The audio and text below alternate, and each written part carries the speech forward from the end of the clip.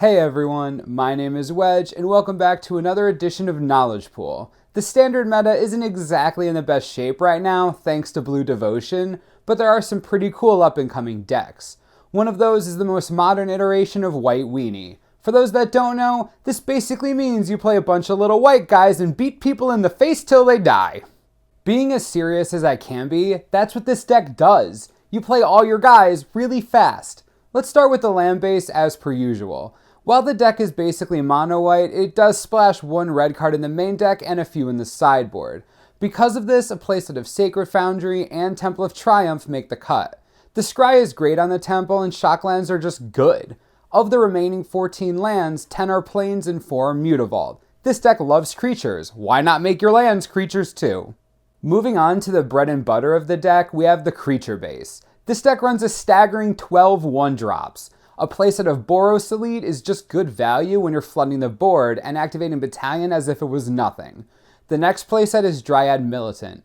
While this card does have a universally relevant ability, it would make the cut in this deck merely because it's a 2-1 for 1. In aggro, it fits. The last 1-drop in the deck is Soldier of the Pantheon. 4 of these ensure that Rakdos Cackler players are going to be crying themselves to sleep. In addition, a 2-1 for 1. Again, great value here. On to 2-drops, and once again, we have 3 different ones. 4 Daring Skyjek, 3 Imposing Sovereign, and 4 Precinct Captain. Daring Skyjek is a nice addition, not only because of its Battalion ability that gives it evasion, but also because it's a 3-1. Against an empty board, that's a lot of damage over a short amount of time. Imposing Sovereign is a relatively new addition to the strategy. It makes perfect sense in the current meta against aggressive strategies like Mono Blue Devotion. Nothing funnier than a load of Master of Waves tokens coming into play tapped. The little things. The last of our 2-drops is Precinct Captain. This guy is great for punishing control players that don't often drop creatures early. Plus, if they don't have a sweeper on turn 4, those tokens add up fast. He applies a ton of pressure to any creature light deck. Plus, having first strike on a 2-2 is nothing to scoff at in and of itself. This crazy cheap curve tops off with a playset of Banisher Priest. This updated Fiend Hunter is meant to clear the board of annoying creatures to help your weenies get through. Mono-white spot removal is sought after in every format, and Standard is no different. This is just one of the best pieces of removal the deck can run. There are 11 other cards making up the rest of the deck. 3 of them are Ajani, Caller of the Pride. Since there's only one creature in the 3-drop slot, Ajani doesn't conflict with a whole lot when it comes to curving out. He has immediate presence in that he buffs creatures. He can help them significantly during combat by granting them evasion and double strike, and he provides a threat with his ultimate that your opponent needs to be careful of. Ajani is a great addition to this deck and provides some real value. 2 Spear of Heliod represent the only artifacts in the deck. Glorious Anthem was good. Spear of Heliod is good. Worst case scenario, it helps ward off attacks with its activated ability. Great for stalling time or neutralizing creatures too big to block efficiently. The last 2 spells in the deck are a pair of Boros Charm and 4 Brave the Elements. Boros Charm is a great way to protect against Supreme Verdict or Ratchet Bomb. Giving indestructibility is extremely powerful in a deck that relies on creatures sticking to the board. It's a must-have here. Brave the Elements is a slap in the face to any deck running black or red and their various types of spot removal. Brave the Elements will trade time and again with a card much more valuable than itself. The sideboard starts with another 2 Boros Charm. This card is so versatile, I'm not surprised to see it here. The indestructibility is just so strong. Even if you take that away, 4 damage to a player or double strike on a creature can both be very relevant in specific matchups. The next card is 1 Burning Earth. Where there are mountains, Burning Earth is soon to follow. This card punishes every control or multicolor deck in the format right now thanks to the utility of Shock and Scry lands. You'll know when to bring this in. Next we have 2 Electrickery. This card is especially effective against the mirror, so keep that in mind if you're playing against this. In addition, it can be used against some iterations of mono-red or green-white tokens. My favorite use for it would probably be against Master of Waves. This card destroys it. The word each is music to a red player's ears. Pro red can go die in a fire. Get it? Because it's fire and it's red. Okay, I'll stop. 3 Fiendslayer Paladin are extremely strong out of the sideboard. Mono Black Devotion and Mono Red stand no chance against this card. There is so little they can do against it. Yes, there are things like Mizzium Mortars or sacrifice effects, but in general, the card is insanely difficult to deal with. If it hits the board against either of those decks, the life gain alone is enough to scare them.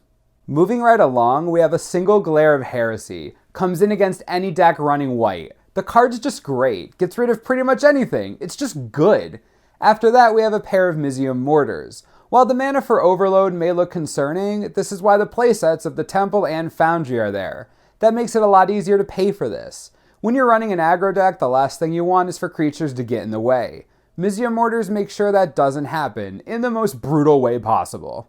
Pacifism is an interesting addition to this sideboard as a 2-of. I could see this going in against something like a Pulukronos or Arbor Colossus.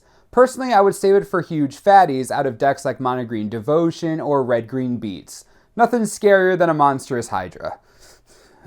A single Renounce the Guilds is a great way to fight off Dominaid, Xenaghost, Detention Sphere, and even Rakdos Cackler if you heard him say something bad about your mother. It's great value for this deck as you're never going to be sacrificing anything, except maybe a Dryad Militant, but let's be real, she had it coming. The last card in the sideboard is a Wear and Tear. The ability to destroy artifacts and enchantments has always been strong. This gives versatility at instant speed. No reason not to run at least one. Great against Ratchet Bombs, Detention Spheres, opposing God Weapons. The card is really versatile and very well positioned right now. This is an aggressive deck first and foremost. Keep that in mind when playing it. While the deck isn't red or black like most super fast decks, White Weenie was the original aggro deck. When you're fighting with this deck, remember to put the pressure on. You can't be afraid of board wipes. Aggressive decks don't hesitate. If they hesitate, they lose. You need to go all in all the time. There isn't a deck you want to take the control matchup against because none of your deck is control. So remember, attack always, because you know no other way. Let the Boros Charms guide you to victory. Now that that's over, let's talk about fighting this deck. The curve is dangerously low, so early Ratchet Bombs and overloaded Electrickery of your own are encouraged. One of the keys to fighting this deck is to not allow Battalion to trigger too often. The Skyjek gives evasion, but no extra damage. It needs to be dealt with, but that goes regardless of whether it has its Battalion trigger. The Elite is where your attention should be. A 3/3 attacker for 1 mana is something no one wants to deal with, but in this case you can dodge 2 of that 3 power by preventing the Battalion trigger. The way you're going to beat this deck is by keeping their board as clear as possible. You will probably fall behind early game, as I don't think there is a faster deck right now. If you're running black, don't be afraid to wait a turn to use your board wipe until you Thoughtseize or Duress them to get the Boros Charm out of their hand. Many people use Duress or Thoughtseize as soon as the game starts. Most of the time this is wrong. In this case, it's super wrong. You want to save those disruption spells until you can clear the way for your board wipe. The deck is well positioned post-board against Mono Blue Devotion, so if you play Mono Blue... Wait a minute, you know what? You guys are doing too well. I'm not going to help you. You don't need it. If you're a mid-range deck, this is a tricky matchup for you. Boros Charm does a great job of messing up your removal. If you aren't running black and can't remove it from their hand, then the next best thing is run blue and hope to counter it. Granted, if you're playing mid-range, in all likelihood you're playing black. It's a tough play, and making a spot in the deck dedicated to fighting Boros Charm isn't optimal considering all the other decks being played. Mid-range is going to have a tough matchup if it can't lay down some creatures early enough to stem attack. You'll probably get pretty low life-wise. I'd find a way to sneak some extra mortars or Electrickery into your sideboards.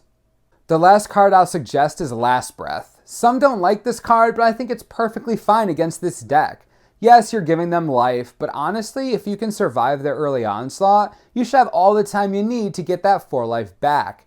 It's a great cheap way to keep any creature minus the Skyjet in this deck from bothering you too much. At the end of the day, this is another aggressive deck. The difference is that Boros Charm gives it the reach it might not have had before. Remember to play around it as best you can. I can't stress that enough. If you're playing this deck, may your Electrickeries destroy Master of Waves and their elementals. If you have any questions or comments, feel free to leave them below. As always, subscribe for the latest and most reliable Magic the Gathering information you could ever need. This is the Mana Source, I'm Wedge, thanks for watching and we'll see you next time.